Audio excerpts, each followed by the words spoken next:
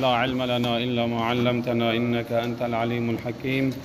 اللهم سبحانك لا فهم لنا إلا ما فهمتنا إنك أنت الجواد الكريم. رب اشرح لي صدري ويسر لي أمري واحلل عقدة من لساني يفقه قولي. ربي زدني علما. بحث عمومی ما شما در مورد انجام خاتمه به خیر هست که الله تبارک و تعالی وقتی که ما را از دنیا میبرد خاتمه ما را به خیر بکند.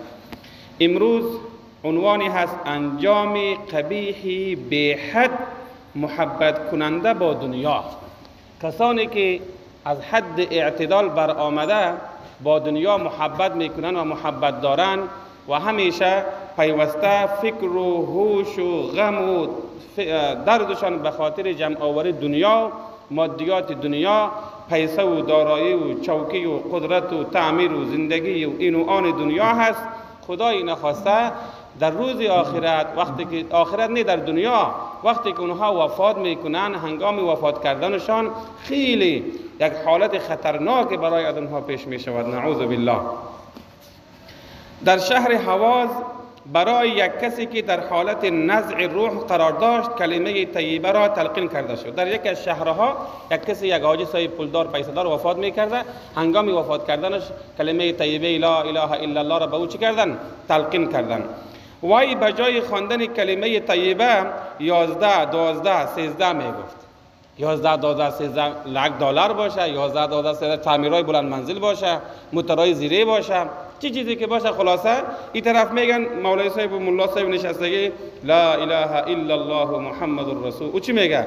11 12 13 15 20 برو هم در بالا بالا. نعوذ بالله. زیرا که وظیفهش محاسبه بود. وظیفه از چی بوده؟ حساب کردن بوده.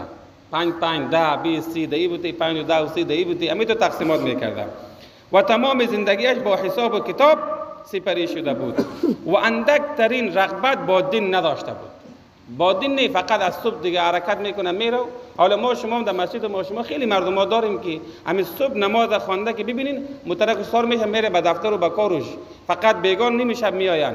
اما وقتی که مرد باز اینجا میای پیش دامولا صاحب امام دیگه تا ساعت 9 بجه اینجا باز ما فردا فلانی وفات کرده که چی میکنیم؟ فاتحه گیری دادیم تا 9 بجه بیشی هیچ کس هم نمیاد. خلاصه میده بیشی دیگه فاتحه گیری 9 بجه است. هیچ کس هم نمیشناسه قوم مسجد.